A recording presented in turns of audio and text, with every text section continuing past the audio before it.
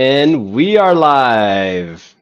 Welcome you all to our Instagram and YouTube live today with a very special guest and friend, Tim. Tim, thank you so much for accepting the invitation to be here with me today.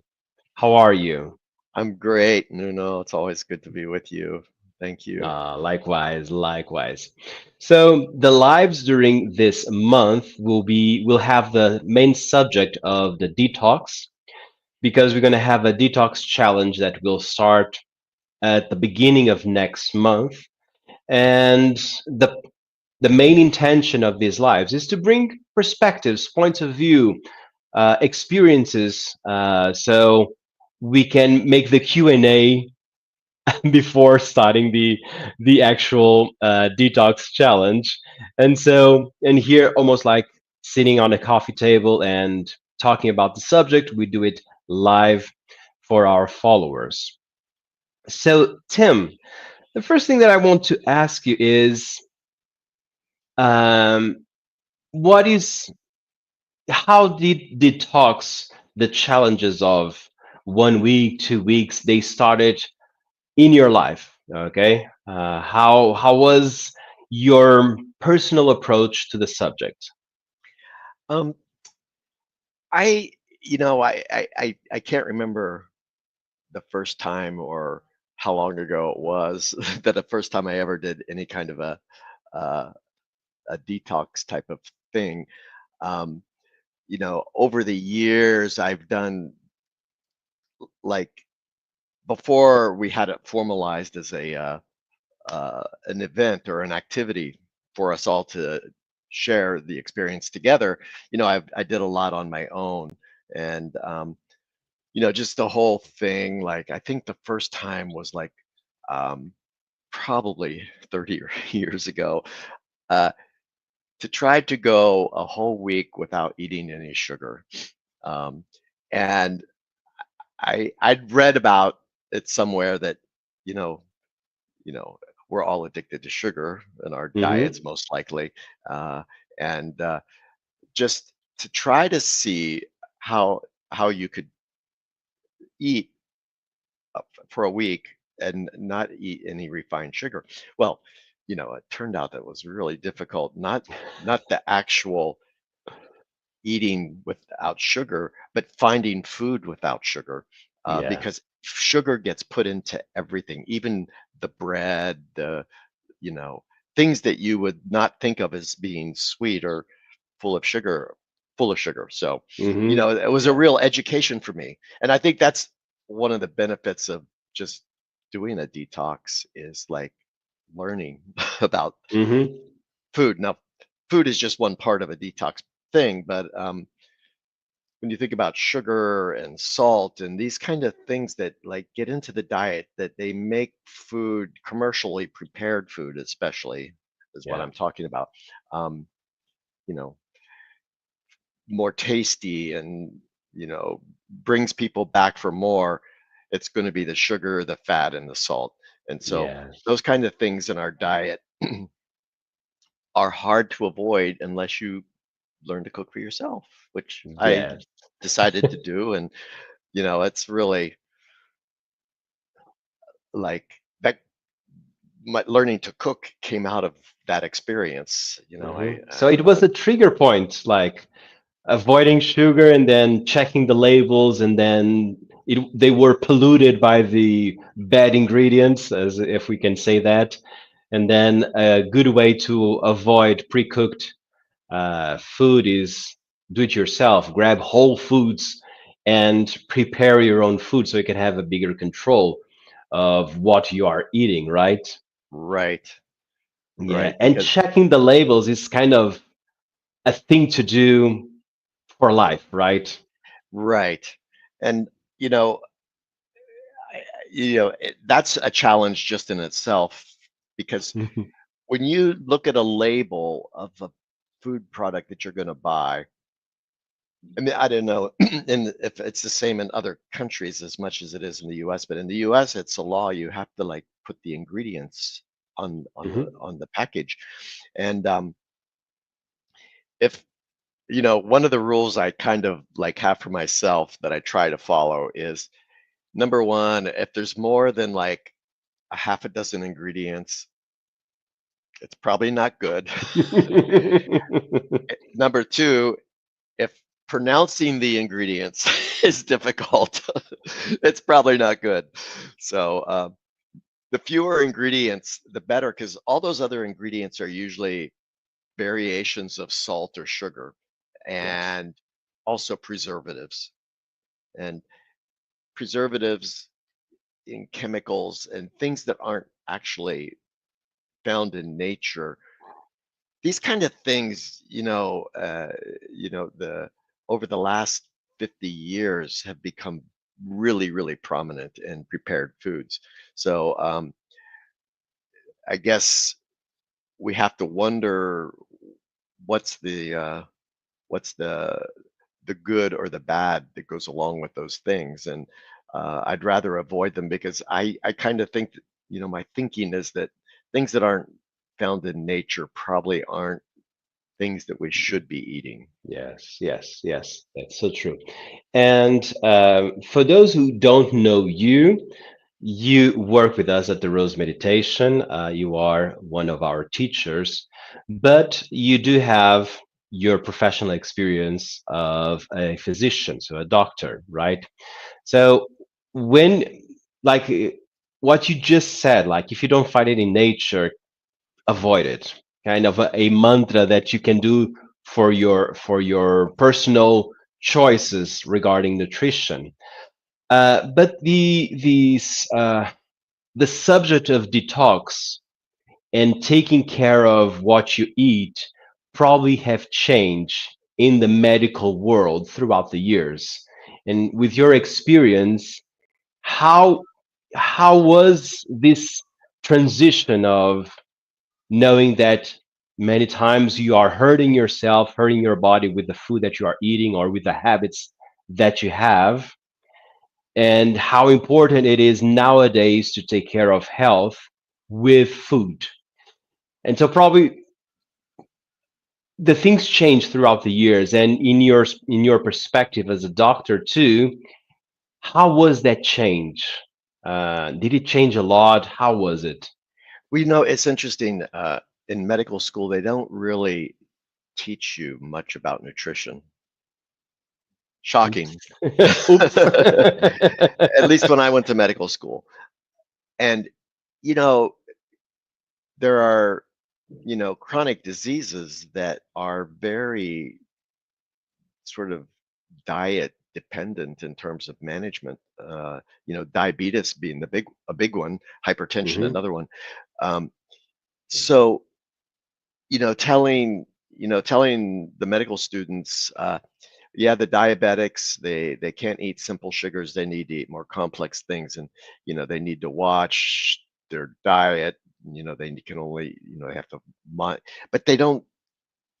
We don't really learn the practicality of how that really works. I mean, Hmm. um, I I've learned more. I learned more from my patients than I did from school in Yeah. terms of how that works. Um, so I think that over the last 20 and 30 years, it's become much more clear to the medical community, to the medical profession, that you know instructing your patients in diet management of their diet is an important part of what you do in terms of patient education. So I think that physicians nowadays are more in tuned with it. Maybe not as much. They kind of farm it off to nutritionists.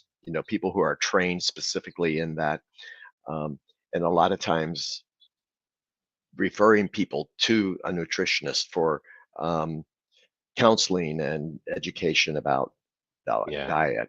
So you know, from a afterthought in terms of my education to now a more hopefully I would hope that most medical schools are actually teaching something about nutrition and how to counsel patients about diet and that Hmm. kind of stuff because Yeah. a lot of illnesses are diet related. They're Yes, yes. every almost all of them have some kind of dietary edge to them that Hmm. you need to pay attention to. Yes. But bringing the awareness and the subject to the conversation, it is important. Like, instead of saying that the problem was the habit that the patient had throughout the years, knowing that now we can uh, start talking earlier instead of just talking that, oh, you have this disease because you did that in the past. Hmm. So I think changing the timeline of where you talk about the subject is a good improvement, right? Making Right. increasing the awareness, right? Very good. And but I have to say one thing which is quite funny. You sent me yesterday, I think it was yesterday, a really funny video about a habit that was alcohol. Like when you Oh say that yeah. you don't drink. I thought that was so funny because I get that question all the time. People look at you funny when you say you don't drink alcohol. They look at you like, oh, yeah, this guy, just what the video shows is this guy says he's a celebrity, I guess. I don't know who he is, Yeah. but he's being interviewed and he said, and when people find out you don't drink alcohol, they want to know why, what happened? Did you kill somebody? Yeah. Did you did you beat your children? It is so um, funny. and it's But it, like you have to have a reason not to put poison in your body. yes, yes. But when you are doing a detox, taking out alcohol is it is important because it is part of the process. Um, and I'm pretty sure you had that experience too, not just with alcohol, but also with like I'm in a week without sugar, I'm in a week without bread, I'm in a week without alcohol, without dairy products and so on. So it is finding excuses to say why we are doing. So my question is, what is your excuse when you're doing some sort of a challenge of taking out something? Tell me. Oh, if somebody asked me why am I doing that, Yeah, um, yeah. uh, I'll often say, well, it's my latest attempt at losing weight. It never gets out of fashion, that one. Yeah, yeah, that's a very easy one. But I, in reality, it's it's a real practice of mindfulness. Good. When you say, okay, I'm not going to eat sugar this week, all of a sudden you become very aware of what you're eating because you Hmm. want to pay attention. I've made this goal for myself. I want to accomplish this goal. And to do that, I need to pay attention. And what Hmm. is mindfulness but paying attention? Something as simple as like paying attention to what you're eating um, is a practice of mindfulness. Hmm. It's uh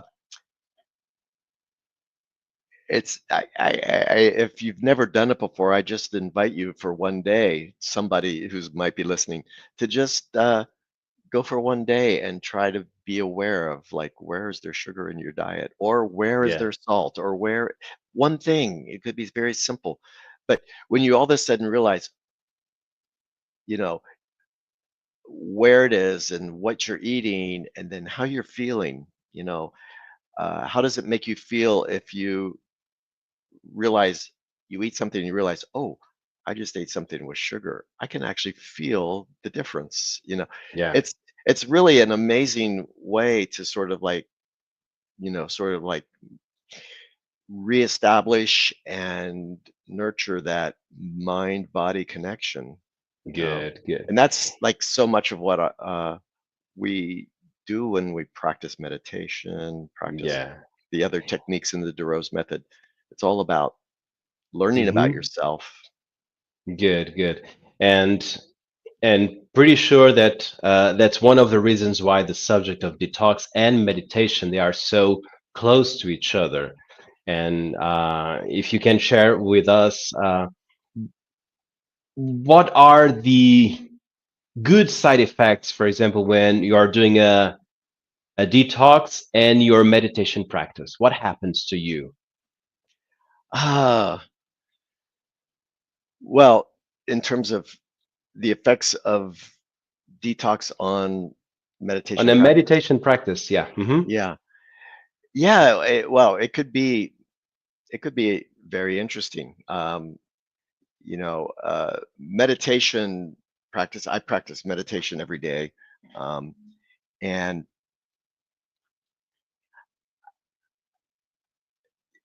I think that there can be times if you're doing in the middle of doing a period of fasting or detoxing from sugar or whatever it is, um, that might be very unsettling and might stir up like lots of thoughts when you try to meditate.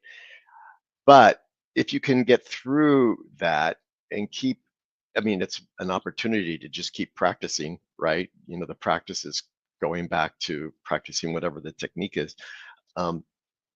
That I often find like little breakthroughs happening, like Hmm. where, you know, last evening, oh, I was really hard meditating, but then like this morning, it was like, wow, it was different. It was very Hmm. different. So, you just go with the flow and see what happens. There's no guarantee anything's going to happen, maybe nothing. Yeah. But, it's like always interesting to see how your diet, your activities, the detox could be from television. If you're Hmm. addicted to Yeah. watching television and you just go detox from that for a week and see what happens. See Yeah. what happens with your meditation. That probably is going to affect your meditation more than the sugar.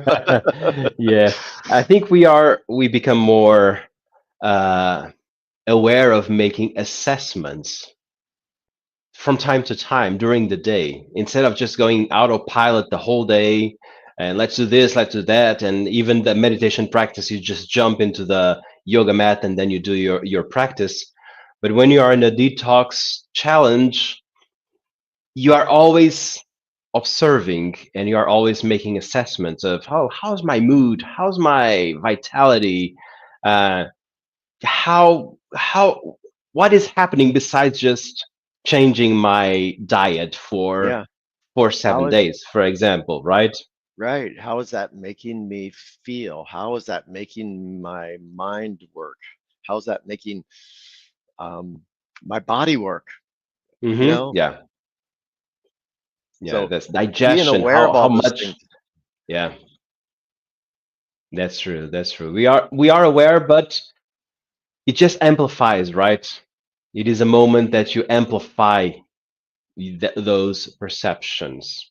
Very good. Right. And we also teach additional techniques that the cleansy techniques that can boost your practice and they can boost your detox.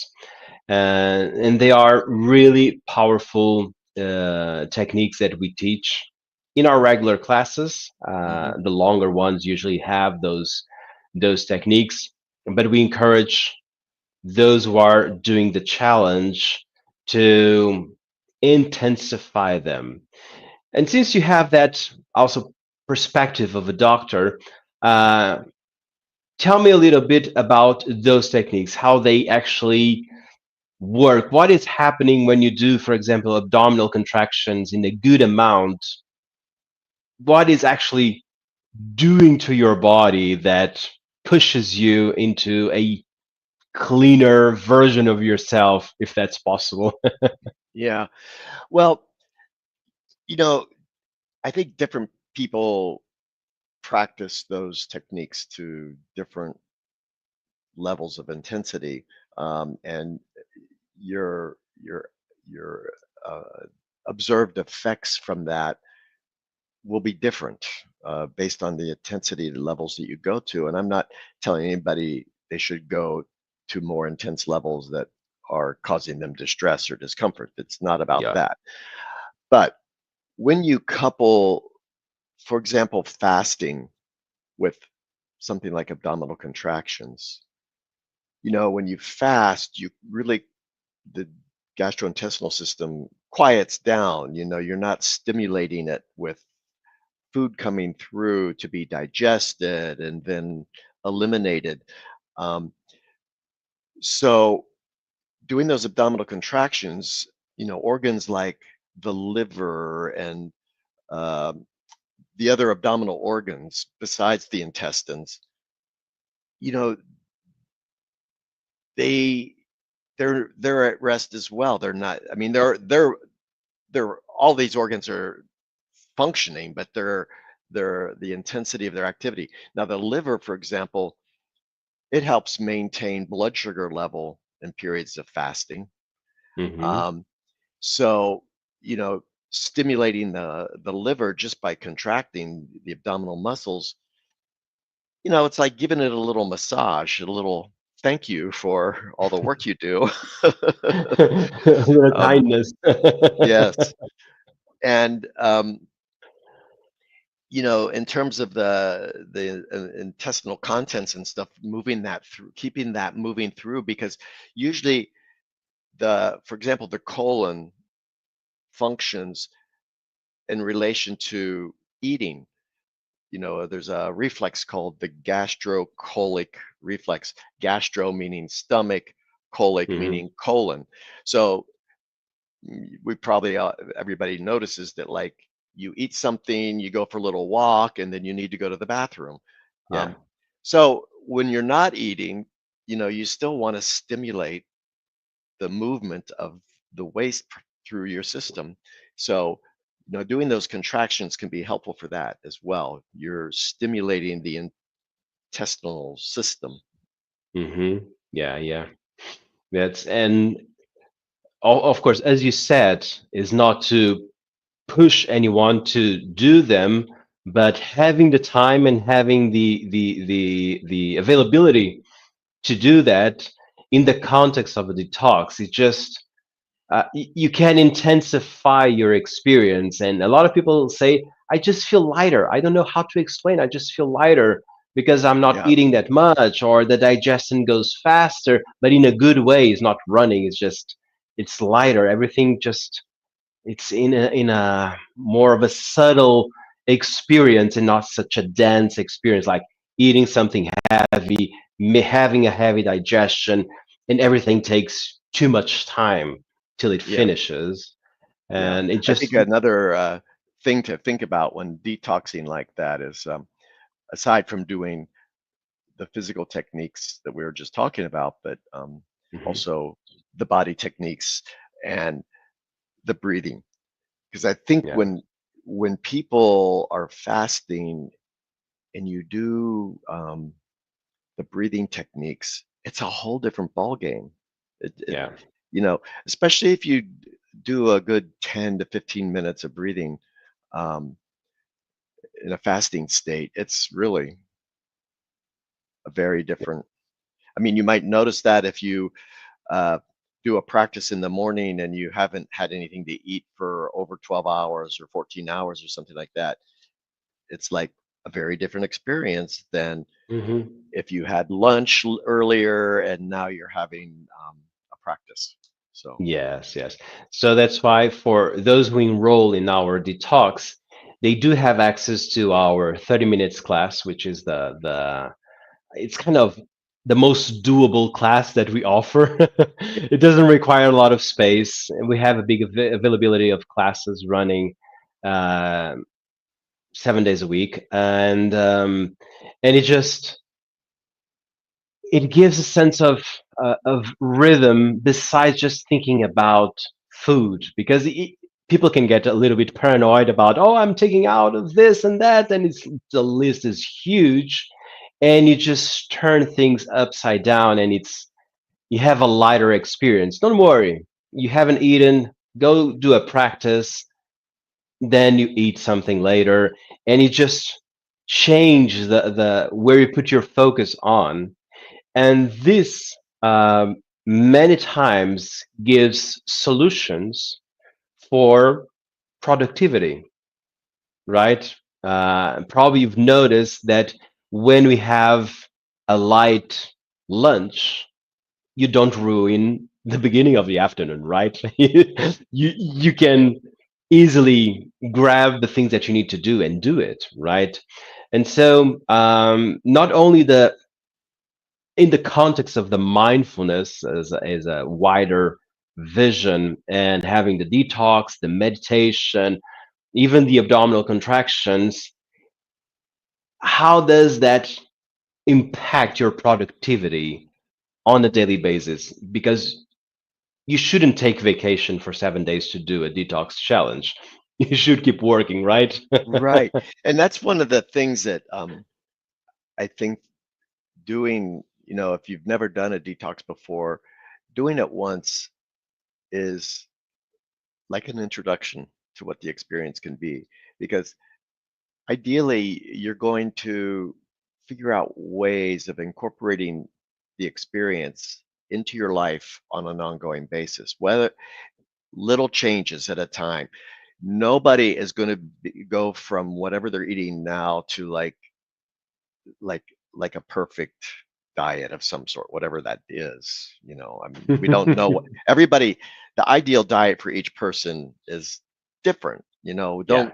We don't all have to eat the same thing all the time, but becoming aware of that and then starting to make changes based on your experience of what elimination of certain things from your diet does. Now, does that mean you can never eat a piece of chocolate again because you're detoxing chocolate or sugar or whatever? Yeah. No, but you learn how to not let a certain thing maybe dictate your Yeah. behavior all the time. Um, and it's baby steps, Hmm. each time. And then the other thing about doing it as a group, it's very interesting because people get competitive. They want to be the best person in the class, whatever. But there's also this group experience of doing it together and supporting each other, which Yeah. is really a pleasant way to do it. It adds, uh, knowing that other people are experiencing the same thing. I have, I'm craving something, I'm craving, and talking about how you deal with it. Those shared experiences are very helpful. Um, They are. so uh, I would say if somebody's doing a detox for the first time, um, remember it's your first time. Give yourself a break, take it easy, take it as it Hmm. comes, uh, learn from it more than anything, and find out what what area of your diet you feel like could benefit from some change, and start thinking about that.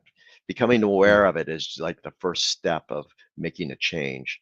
It's like awareness, um, and then a process, processing that awareness to action. And it takes time. It Nothing does. happens Yeah. overnight. But if you have a good experience doing it, I think your motivation for moving forward with making changes is going to be better. Yes. Another interesting thing that people send me feedback from previous editions of the detox is planning, planning the meals, which is an amazing way to practice mindfulness, improve productivity, make wise decisions, instead of I have 30 minutes, I'll grab whatever is available, Yeah, right? yeah. And Just that planning planning is, meals is huge. yeah.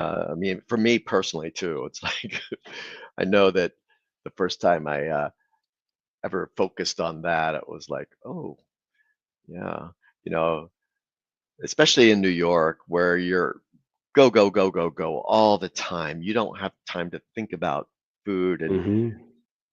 I can't remember how many times I would like go to the corner and get a slice of pizza, Yeah. because I was starving and I didn't have any food and I needed to eat something. Hmm. And it's available, right? Yeah. The thing is not quite easily. You find a solution in your head from planning to quickly. Oh, but it's available there. I can go to a deli. I can go to even I can go to Whole Foods and prepare my meal. But then those boxes are huge, and then you just find you're eating too much. Okay, sometimes the quantity, like you're putting too much food because you didn't plan, you're starving, and you just Hmm. grab a huge amount of food, and that doesn't work well. And also, how easy it is to deliver food too, Yeah. because oh, don't worry, I'm on my way home, and I can order Or- food. Yeah. Yeah. And There's so many there's a whole industry of food delivery services in New York now. yeah. Like Uber Eats, DoorDash. I can't even name them all. It's like if you go online to order something, it's like, which service do you want? And there's like, And you have them all, right? And it yeah. makes it so easy that we will usually have, if we are starving, like if we are really, or if we are running out of time, we use them, right? It Yep. is it is the plan A, and it shouldn't be the plan A. It should be plan Z, right? The first, plan your meals, prepare your food, and then you have the other options. And I do remember when I was living in New York, uh, that we had a membership with an Indian chef that were she was making her food from home. So you could not order for the next meal. You needed to order for the next week. So she could buy the ingredients, prepare the ingredients. And even though it was a delivery, the taste was different, the process was different, everything was different. And you could actually enjoy the food differently because it was not fast, it was not in a rush, it Mhm. was planned, and you are actually supporting local businesses and small businesses instead of those big industries, right? Uh, but planning, I think, is a huge big step if you want to Oh train yeah. mindfulness Oh, in your habits. absolutely. Yeah. When you start cooking for yourself and thinking about, okay, tomorrow I'm gonna tomorrow, not today, tomorrow I'm gonna have this, Yeah. you know, and and number one, it it it reduces stress when your food is Hmm. set. You don't have to like at the last minute try to grab something. Uh, Yeah. it's also when you're making healthier choices in food, it's less stress on your physical body. Yeah. Um, so uh, yeah, food planning. I'm still not great at it. I slip into like going out all the time sometimes, and Hmm. um, but even if you're going out, you can still take a few moments if you're ordering from a menu somewhere. Take a few moments and just think about, what did I eat today? Yeah. And what did I not eat today that I probably should try to have some of Hmm. before, you know, don't just order based on, oh, that burger sounds so good, a burger and Hmm. fries, that'll just make me feel well, you know, think about it. Is it really ideal? It is a good point of view, yes. Like making another assessment. How was the day? What is missing? I'm Yeah. gonna try to fill the gaps of my nutrition in my point of view. What is missing to see if I can at the end of the day have some profitable nourishment. Yeah, yeah. Did you have greens today? Did you Yeah. have any fresh vegetables today or fresh fruits Hmm. or something? You know, those kind of things, like, especially when you're rushed and stuff, those things go first, Yeah. fresh foods. So see if there's something, for even if it's, you know, people don't like to eat salad so much, but I kind of like eating green things. It's Yeah, like me too. there's Me too. something there's something pleasing to me about crunchy green things and carrots. And, I don't know. Yeah, that's great. That's great. So, Tim, we are about to finish our live. One last request. If someone is almost joining the detox challenge, but they still want a final push, what would be your advice? Um, do yourself a favor and do it. If you're worried about eliminating things from your diet, it probably means you need to look at your diet and see if there's something that should be eliminated. uh, and remember, you can do it hour to hour, day to day, however you need to do it to get through it, but it'll be a learning experience for you. It's you getting to know yourself and your body better. And getting to know your body better is a good thing to do because it's like, our vehicle while we're here, and it's good to take care of it. Yes, that is so true. Very good. If you guys that are listening want to join, just reach out to us from any platform, Instagram, YouTube, TikTok, Facebook, whatever, and we are here to give all the support and giving you the instructions. Regarding planning food, the challenge comes with a PDF with bunch of recipes that will follow all the rules for the 7 days, a lot of good suggestions. From the previous one, we now do have more recipes because people start sharing more and more interesting, sometimes a variation of a dish that we had in the PDF. Now we do have two variations of the same dish. So it is great having the support. Will happen. It will happen because it is part of what we are. The community is as important as anything else. So, um, as Tim said, do yourself a favor and enroll. Very good. Tim, thank you so much for your knowledge, for your points of view. It is always good to learn with you. It is really good, really good. So thank you for your time. Thank you for your experience here that you shared with us. My pleasure. And thank you for inviting me. It's always great to Aw. spend time with you. Likewise, likewise. So I will see you guys on next week for another live on Instagram and YouTube. Until then, reach out to us at any time. Bye bye. Bye.